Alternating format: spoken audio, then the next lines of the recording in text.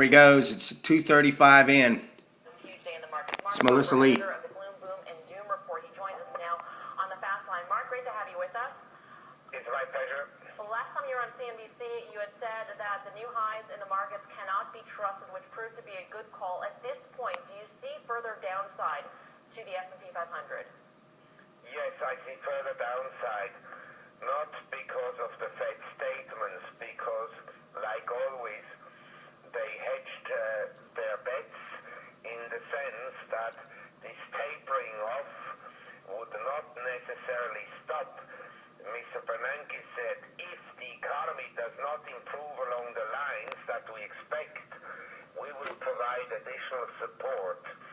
And so I think the markets are worried about something else. First of all, interest rates have been rising now for a year. The 10-year Treasury note and 30-year Treasury bond yield bottomed out last July. So we've been in an uptrend in interest rates. Then, as I maintained for a long time, the Chinese economy is much weaker than the official statistics suggest. And my view would be that at the present time, the Chinese economy, at the very best, but that's the very best, is growing at something like 4% per annum. Right. And without a huge credit expansion, there would be probably no growth at all. The other emerging economies are also essentially flat. Singapore just announced statistics that were rather bad, and Singapore has relatively honest statistician, unlike some other developed countries and some other emerging economies.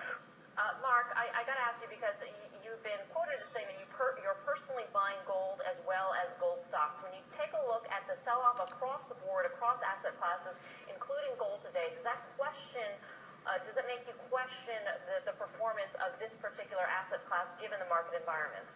Yes, correct. Technically, commodities look horrible. In particular, also industrial commodities, but precious metals also look bad.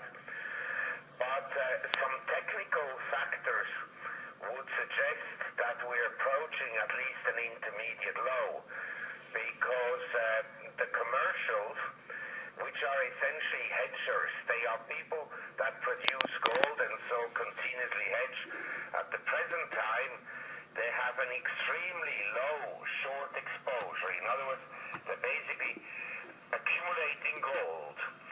Secondly, whereas gold is close to $1,300 compared to, say, $700 in 2008, the conditions in the mining industry are horrible. The exploration companies are running out of money, and industry conditions are worse than they were in 2008. So I think that a lot of supply that potentially would have come to the market through new exploration will simply not be there. In addition to that, I think that in emerging economies, sovereign funds, central banks, and individuals will continue to accumulate gold, physical gold. All right, Mark, we're going to have to leave it there. Thanks so much for calling in. We appreciate your analysis today. Mark Faber, editor of the Gloom, Boom, and Doom Report. Dr. J, I know you've been in the market buying gold as well. Why? Because I it's thought, early when the markets are doing badly. well, again, when there's blood in the streets, isn't that what Warren Buffett says? You buy when there's panic, not when there's euphoria. Today was that. I thought we would get it by the end of the month. I've said repeatedly, I thought we would test April lows. All right, there you go. There's a really smart guy says he's buying gold. Okay. I wanted to look at a couple things. Wow. The U.S. dollar, yeah, it's headed back up. I'm not surprised about that. It's inversely related to, and I showed a gold chart. That is one ugly chart. That is an ugly chart right there. Sorry about that. Yeah, it's down 5.4%. We're down to, geez, that's the spot market. Closed at 1277. Shit, it got up to 1900. I mean, that is a bloodbath. What is that? So that's 1900 what is that? So that's would be, what about 30%? 25, 30% down. Yeah, no wonder they're buying gold.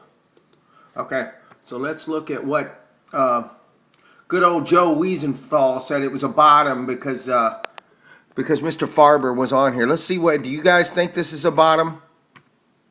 Is this a bottom? Does this look like a bottom to you? Sorry, let's just look at the spider. There we go. I'm sorry, I messed up. Nobody's perfect, least of all me.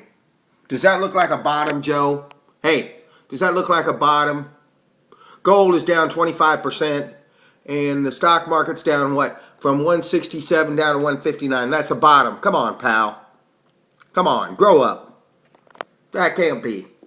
It's not even broken any resistance. It's down one day, 2.4%. So no, I think we're going down further. I think we're gonna get spooked. But yeah, I don't know. I don't know. Sooner or later, I mean, the Fed can't keep printing, and that's essentially what Mr. Farber's saying. He's saying that they can't keep doing this forever and forever.